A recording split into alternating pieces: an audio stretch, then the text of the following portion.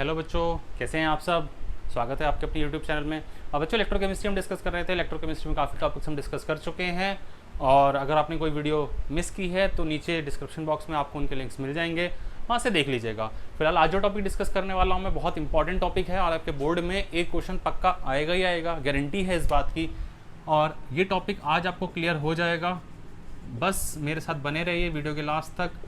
इसके अभी हम स्टार्टिंग में इसकी थ्योरी डिस्कस करेंगे, उसके साथ साथ क्या करेंगे हम लास्ट में इसके न्यूमेरिकल्स भी डिस्कस करेंगे। मैं गारंटी देता हूँ आज के बाद इस क्वेश्चन में कभी प्रॉब्लम नहीं होगी, ये कंसेप्ट बिल्कुल क्लियर करा के जाऊंगा मैं आपका। ठीक है बच्चों, तो क्वेश्चन टॉपिक है हमारे पास नस्ट इक्वेशन। अब नस्ट इक्वेशन है क्या, बेसिकली ये एक रिलेशनशिप है बिटवीन क्या सेल पोटेंशियल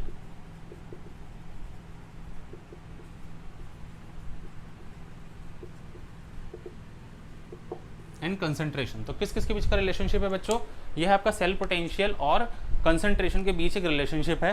ठीक है, तो चलिए देखते हैं इसमें है क्या। इसमें अगर हम बात करें जनरल एक इक्वेशन अज्यूम करते हैं, रिडक्शन इक्वेशन है हमारे पास M N positive aqueous plus n electron gives M solid. तो ये अगर कोई इक्वेशन है, जनरली एक रिडक्शन रिएक्शन है किसी एक इलेक्ट्रोड के लिए, फॉर एनी इलेक्ट्रोड की हम बात कर रहे हैं। ठीक है, तो इसके लिए जो नस्ट इक्वेशन आई थी तो वो इक्वेशन कुछ ऐसी थी आपके पास, E cell equals to E not cell cell potential standard electrode potential minus R T by n F l n of M solid divide by M N positive. ठीक है बच्चों, तो ये जनरल एक एक्सप्रेशन है। एल की बात कर रहे हैं, हमारी जो लॉग टेबल होती है वो आर्टिफिशियल लॉग की होती है, तो इस एल को लॉग में कन्वर्ट करते हैं तो इक्वेशन क्या हो जाएगी, ये हो जाएगा E cell equals to E not cell minus 2.303। तो पता होगा आपको कि जब एल से लॉग में कन्वर्ट करते हैं तो क्या कराते हैं, वी मल्टीप्लाई बाय 2.303। तो क्या करेंगे, इस एल को मल्टीप्लाई कर देंगे 2.303 से, तो ये जाएगा 2.303 R T by N F. अभी हो जाएगा log of M solid divide by M N positive aqueous. ठीक है बच्चों, तो ये हमारे पास हो गई नस्ट इक्वेशन। अब इसको, ये तो एक जनरलाइज्ड केस है, इसमें कुछ वैल्यूज़ हैं जो कि वैल्यूज़ फिक्स्ड हैं, उनकी वैल्यूज़ रख लेते हैं। जैसे आर की वैल्यू होती है 8.314, स्टैंडर्ड टेम्परेचर जो होता है वो होता है 298 केल्विन, फराडे होता है 96,500। ठीक है, तो इसकी वैल्यू जब उठा के रखेंगे तो ये हो जाएगा आपके पास E cell equals to E not cell minus 2.303, R की वैल्यू 8.314, टेम्परेचर हमारा 298, एन 96,500 हो जाएगा, एफ ये हो जाएगा लॉग ऑफ। देखिए बच्चों, सॉलिड वाला पार्ट है, लास्ट 11th की केमिस्ट्री में आपने पढ़ा भी होगा, सॉलिड और लिक्विड की जो कंसंट्रेशन है उसको क्या मानते हैं हम, यूनिटी। तो ये जो ऊपर वाला पार्ट है इसकी हो जाएगी यूनिटी वैल्यू और ये हो जाएगा आपका 1 mn पॉजिटिव और एक्वस। ठीक है, अब क्या करेंगे, इस वाली इक्वेशन को आप मल्टीप्लाई कर लीजिए ये वाली वैल्यूज़ को, इसको जब आप सॉल्व करेंगे तो ये पूरा हो जाएगा आपका, यहाँ से जो निकल के आएगा वो हो जाएगा आपका E cell equals to E not cell minus 0.059 divide by N log of 1 by M N positive की कंसंट्रेशन। ठीक है, और बच्चों यहाँ पे जो एन है, ये एन है क्या, ये एन है आपके पास नंबर ऑफ इलेक्ट्रॉन्स। देखिए यहाँ पे एन इलेक्ट्रॉन हम लिए थे तो ये वही एन आ रहा है। तो जनरल इक्वेशन क्या हो गई बच्चों इसकी, E cell equals to E not cell minus 0.059 by N log of 1 by M N positive.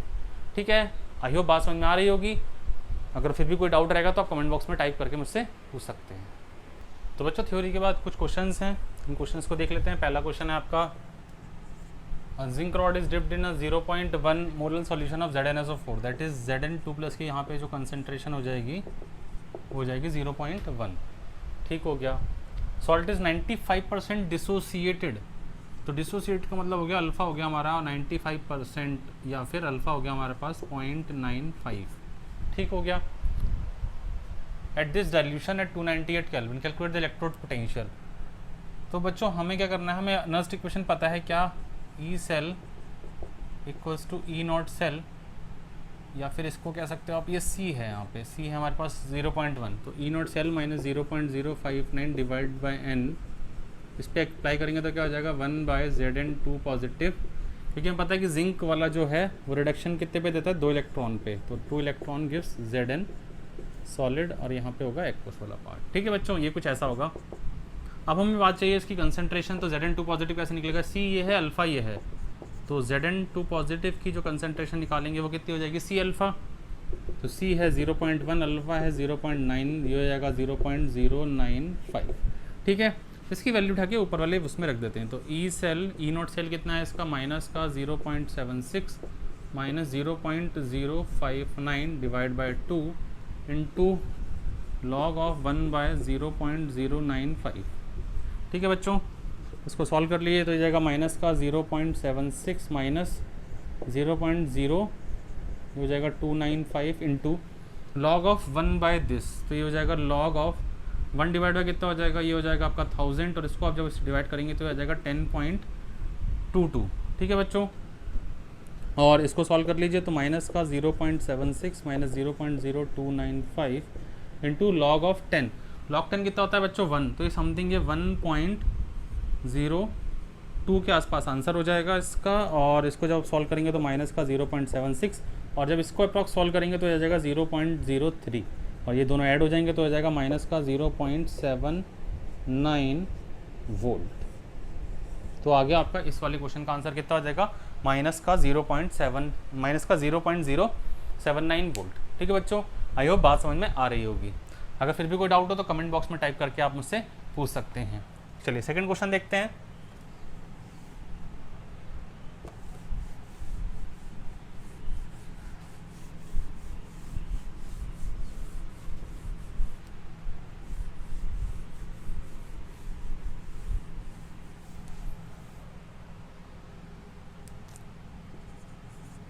Second question में कहा गया if E not for copper electrode is इतना, तो ई नॉट दे रखा है कॉपर के लिए कितना 0.34 वोल्ट। ठीक है, how will you calculate EMF value when the solution of is contact with 0.01 molar, that is Cu2 positive की जो कंसंट्रेशन है वो 0.01 मोलर है copper, and how does EMF of change. ठीक है, तो कैसे कैलकुलेट करेंगे, तो बच्चों कैलकुलेट करने का फॉर्मूला है हमारे पास E cell equals to E not cell minus 0.059 divide by n log of Cu2 positive की कंसंट्रेशन, और हमें पता है कॉपर का जो रिडक्शन है वो भी कितने से होता है, 2 इलेक्ट्रॉन के उससे होता है, तो यहाँ पे भी हम ये कह सकते हैं कि n को सब्स्टिट्यूट कर सकते हैं 2 से, तो इस इक्वेशन के थ्रू क्या कर सकते हैं हम इसका ईएमएफ कैलकुलेट कर सकते हैं। चलिए कैलकुलेट कर लेते हैं कितना होगा। तो E cell equals to E not cell जो कि है 0.34 माइनस 0.059, तो हो जाएगा 0.0295 लॉग ऑफ 1/0.1, तो ये हो जाएगा 10, और लॉग 10 की वैल्यू कितनी होती है 1, तो 0.34 माइनस 0.0295, और बच्चों देखें तो अगर ये 0.2 है या 0.3 हो जाएगा अप्रॉक्स, तो इसके आंसर हो जाएगा 0.31 वोल्ट। तो ई सेल हो गया हमारे पास 0.31 वोल्ट, तो ये हमारा पहले वाले पार्ट का आंसर हो गया। सेकंड क्वेश्चन पूछा है हमसे how does EMF of electrode copper electrode change when concentration of Cu2 plus ions in its solution is decreases. मतलब अब जो क्वेश्चन है वो ये है कि भाई क्वेश्चन में ये कहा गया है कि अगर इसकी कंसंट्रेशन सॉल्यूशन में कम होती है तो इसके ईएमएफ पे क्या फ़र्क पड़ेगा। अभी देखने वाली बात है बच्चों कि मान लेते हैं इसकी कंसंट्रेशन कम होती है, मतलब अगर इसकी कंसंट्रेशन 0.1 थी, अगर इसकी कंसंट्रेशन 0.1 थी तो लॉग की वैल्यू कितनी आई थी 1 आई थी यहाँ से। ठीक है, अब मान लेते हैं इसकी कंसंट्रेशन कुछ कम कर लेते हैं, फॉर द टाइम बिंग हमने मान लिया भाई 0.05 कर दिया। ठीक है, 0.05 अगर इसको कर देंगे तो कहीं ना कहीं से इस लॉग की वैल्यू बढ़ेगी, इस लॉग की वैल्यू बढ़ेगी, तो लॉग की वैल्यू बढ़ने से क्या होगा, सॉरी इसकी वैल्यू बढ़ेगी, न्यूमरेटर की वैल्यू बढ़ेगी तो लॉग की वैल्यू भी बढ़ेगी, और लॉग की वैल्यू बढ़ेगी तो दैट मीन्स यहाँ से सब्ट्रैक्शन की जो वैल्यू थी, सब्ट्रैक्शन की जो वैल्यू है वो भी बढ़ेगी, और सब्ट्रैक्शन की अगर वैल्यू बढ़ेगी तो जो ई नॉट सेल था इसमें से पहले कुछ कम सब्ट्रैक्ट हो रहा था, अब कुछ ज़्यादा सब्ट्रैक्ट होगा, तो जब ज़्यादा सब्ट्रैक्ट होगा तो ई सेल भी ऑटोमेटिकली क्या होगा आपका यहाँ पे कम हो जाएगा। क्या हो जाएगा बच्चों, कम हो जाएगा। तो आई होप बात समझ में आ रही होगी। तो यहाँ पे कॉपर आयन की कंसंट्रेशन कम होने के साथ साथ ई सेल की जो वैल्यू है वो भी क्या होगी आपकी, कम हो जाएगी। ठीक है, आई होप बात समझ में आ रही होगी। बच्चों अगर पहली बार मेरे चैनल पे आ रहे हैं तो चैनल को सब्सक्राइब करिए, बेल आइकन दबाइए ताकि आप बने रहें मेरे साथ और केमिस्ट्री को हम इसी तरीके से और आसान बनाते रहें।